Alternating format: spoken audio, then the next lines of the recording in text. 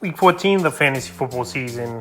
Here's a few tight ends I looked at off the wire this week. The first guy, Chigga Kwangwo of the Tennessee Titans. At Kwangwo, the end of last season, he had some nice games and breakout games for this Tennessee Titan team. But this year, he really hasn't done much until the last few weeks, where his numbers have been pretty serviceable. Week 12 versus the Panthers, 4 catches, 45 yards. And Week 13 versus the Colts, 3 catches, 62 yards. So Kwangwo, we know he's an athletic tight end. We know could line up on the outside, inside in the seam. And Will Levis, he does have a good arm.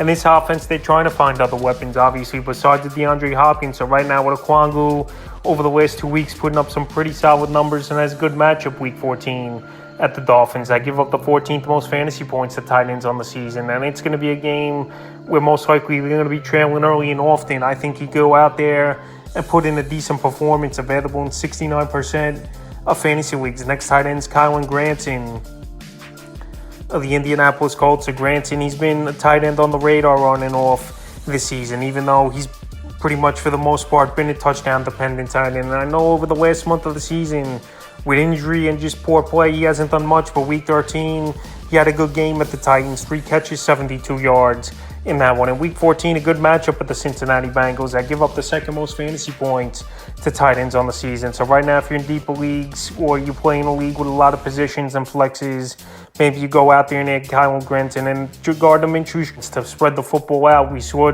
Alec Pierce have a big game in Week 13, a guy who hasn't done much this season.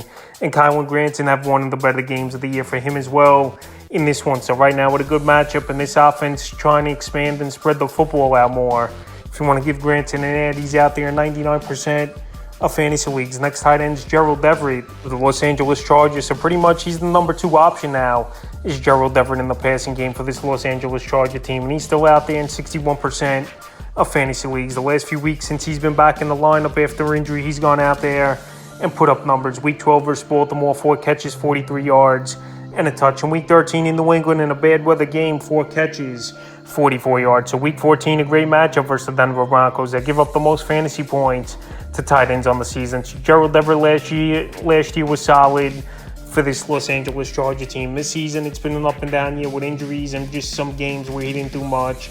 But in this Kellen Moore offense, we've seen it over the last few seasons where he was the offensive coordinator for the Dallas Cowboys. Dalton Schultz, he was involved in a big way. So right now, the last few weeks, Everett's got back on track and he's making plays. And like I said, he's been the number 2 option in this passing game behind Keenan Allen. Chandler Guyton hasn't done much. And Quentin Johnston, he's had drop problems and really hasn't made plays at all. So right now, if you need a tight end, Everett has been a serviceable and a decent option.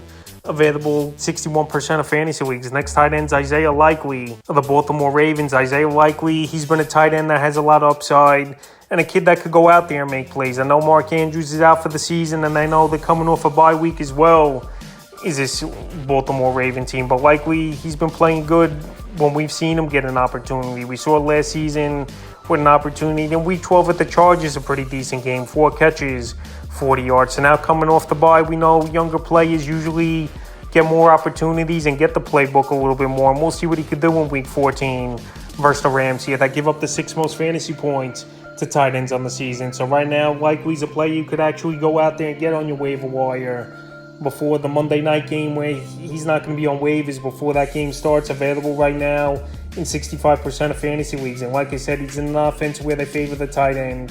He's an athletic tight end, especially yards after catch. And I will give him an ad this week in the 5th and final tight end I looked at off the wires, Tyler Conklin of the New York Jets. So even through this quarterback carousel now over the last few weeks, where Zach Wilson, he played the first 11 games of the year, then Tim Boyle, Week 12 started, then most of Week 13 played, and then they went to Trevor Siemian, was his Jet team.